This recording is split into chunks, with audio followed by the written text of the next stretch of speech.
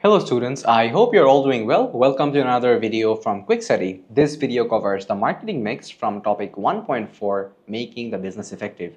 And in this video, we are going to learn about what is the marketing mix and its importance of each of its elements like the price, product, promotion, and place. And we'll also learn a bit about how the different elements of the marketing mix work and how important it is to balance the marketing mix based on the competitive environment in which you're operating in, and of course the impact of changing customer needs and technology on the marketing mix. So first of all, we need to understand what marketing really is. So marketing in its most basic term is understanding customer needs and wants so that you can satisfy them effectively. And the objective of marketing is to persuade people to buy your products. If I had to give you an example, Apple will usually produce a product, and the product's design has to be the kind that fits the modern lifestyle. And also, Apple's product will enhance a customer's image. And of course, which is why customers are willing to pay a higher price for Apple's products. And the four P's of marketing, which is the product, price, promotion, and place, is a combination of factors that a company uses to persuade their customers to buy their products. And in case of Apple, when it comes to the product, as we have already talked, it is usually the best designed and most technologically advanced product. When it comes to the price, it's basically on the top end of the market, and that also assures you of the product quality. And then there's promotion. Apple will use classy advertisements and celebrity endorsements for their products. When it comes to place, which is also the distribution, Apple will use prestigious locations for their sales and for customer services, which are basically Apple shops. So now let's take a detailed look into the four P's of marketing. The first one being the product. So after careful market research, our firm should be able to come up with a product or service that meets the needs of a specific target group. And this targeting is at the heart of the marketing mix. If I had to give you an example, you could take Lindor chocolates. So for the product in itself, they will produce products that are targeted towards special occasions with a luxury appeal. And when it comes to their price, the price for Lindor chocolates is usually higher than other chocolates, which basically reinforces the idea that it is of premium quality. Then there is place. So where are Lindor chocolates found? They are usually found in sweet shops or grocers, or they're also found in upmarket retail stores or retail department stores. And then there's promotion. So Lindor will often use TV as a form of advertisement, which is to showcase the uniqueness of the product and to create desire amongst the customers, even though social media is more prevalent and used as a means of advertising today for many businesses. So price is another P of the marketing mix, and it is a crucial factor because customers want value for the money that they're paying, right? So in case of particular products, charging a lower price can help you increase your sales. And it could be for commodities like sugar, butter, salt, and all that kind. However, when you're charging a lower price for particular products, it can also harm the reputation or the image of your business. Like for baby products or for perfumes, if you're charging a lower price, customers might think that it is of lower quality. The ideal situation for a business is to basically create a brand that is so powerful that price is not an issue. You see, people will pay much higher price for a Nike in comparison to just trainers, or people do not really want just a car, they want a Mercedes. So these brands in themselves are so powerful that customers are willing to pay a higher price just for the brand image that is associated with the product in itself. And of course, there's market comparisons that you also have to keep in mind. Some products has to be priced competitively because your competition, the type of product that you're selling, is a commodity in itself. Petrol is a very good example. You see, people will often go for the cheapest option that is available because your competitor isn't really offering you anything different. It's the same product. The example could be Esso versus Shell or British Petroleum. So promotion is another one of the four P's of the marketing mix, and this is used to boost your product sales or to enhance the image of your business. And when it comes to promotion, you could use a long-term method or a short-term method. In a long-term method, you may opt to go for television advertisements or cinema advertisements, and these are usually the kind of promotions that will serve you in the long run. It will help you establish a strong brand image in the eyes of the customers, whereas short-term promotion methods such as buy one get one offers can help you increase your sales in the short run.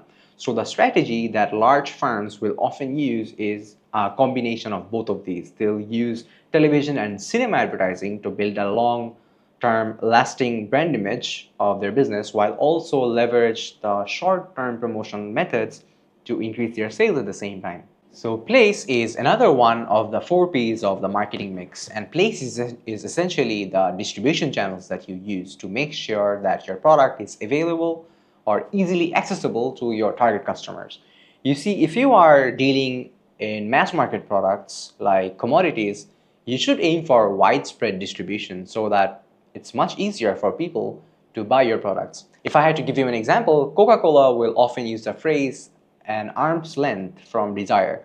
What it essentially means is that Coca-Cola wants such a strong distribution network that their customers would only have to raise out their arm so that people can reach for a Coke.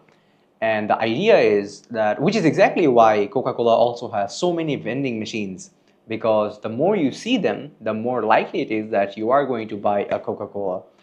And they want to do this so that they can increase their sales. So they're increasing their distribution channels to increase their sales. And another factor that you need to consider when it comes to distribution is selective distribution. You see, luxury brands will often limit to the different kinds of channels that one can use to distribute their products or services. If I had to give you an example, Chanel will often avoid selling their perfumes through retailers who will often cut prices because it might harm the brand image that Chanel has. Now that you know about the different elements of the marketing mix, which are the price, the product, the promotion, and the place, how do you design a marketing mix that will be successful? So first of all, you need to keep in mind that your marketing mix must be coordinated and coherent. What I really mean is that the elements of the marketing mix must be in alignment with the market that you are targeting. If I had to give you an example, say for example, you are coming up with a stylish product. So the product in itself has to be stylish and high quality. And the price that you're going to charge is going to be high, of course. And the promotional methods that you're going to use will involve using advertisements in stylish magazines. And for place or the distribution method for your stylish product has to be available in shops that store stylish products, right? Whereas if you are selling a product that is for environmentally conscious people, the product in itself has to be environmentally friendly. The price that you charge might include a premium, and the place or the distribution techniques that you're going to use may include having your products available at local shops. And for promotion, you might consider minimal advertising since it's an environmentally conscious product. And overall, the marketing mix creates a public image for your business, and it has to be consistent and it needs to align with the needs and wants of your target customer. So how does the element of the marketing mix work together? So there's price, product, promotion, and place, and you might have to balance the marketing mix based on the competitive environment. And what is the competitive environment really? It is basically the intensity or the proximity of the competition that is faced by a business. If I had to give you an example, Rolls-Royce has little to no competition provided the kind of product that they're providing. They have created a unique positioning for themselves, whereas EasyJet faces intense competition from other low-cost carriers like Ryanair. And if I had to give you an example on how a marketing mix had to be adjusted due to the impact that it had had, I would give you an example of Apple. So Apple saw a fall in their global smartphone sales during the period of April to June in 2016. So Apple sold 7 million fewer units in comparison to China's Huawei and Samsung, who basically ate into Apple's market share.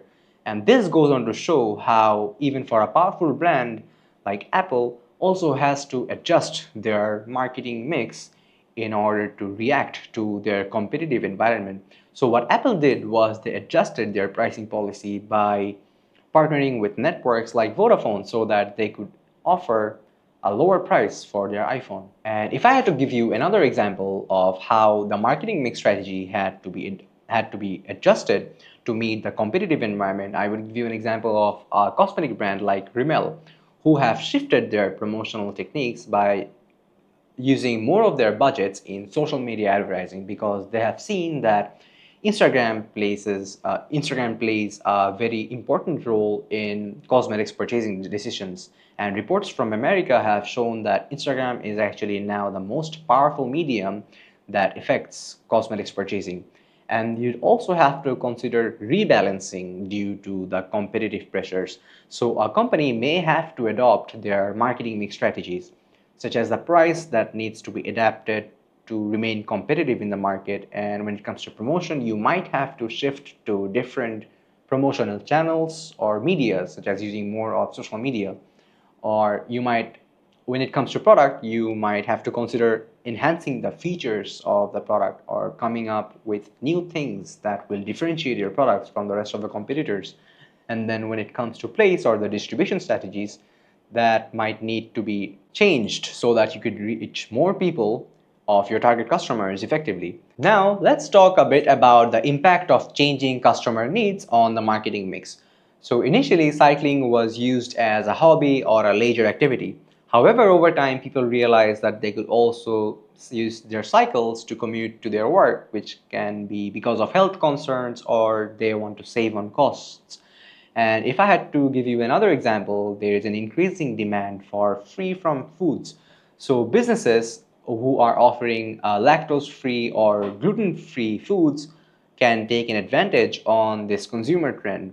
So even though if you were to look at some data or the price dynamics during 2015, even though the overall price for food came down, the price for free from foods actually increased, which is an opportunity that many suppliers took the advantage of. And they basically took on the benefit of the surrounding hype that there was around the product. So basically, the marketing mix is something that you adapt according to the changing behaviors, preferences, the needs, and the wants of the customers. And these are the changes that come along with changes that come in customer preferences has to align with your business objectives and goals. And of course, we must also understand that technology will also impact the marketing mix of a business. If I had to give you an example, Pokemon Go was launched in June to 2016, and it created a global social phenomenon. And the effect that it had on small businesses was that small businesses were purchasing these Pokemon lures that were significantly increasing the number of customers who were coming into their stores. So what are the different adjustments that these businesses might have had to make?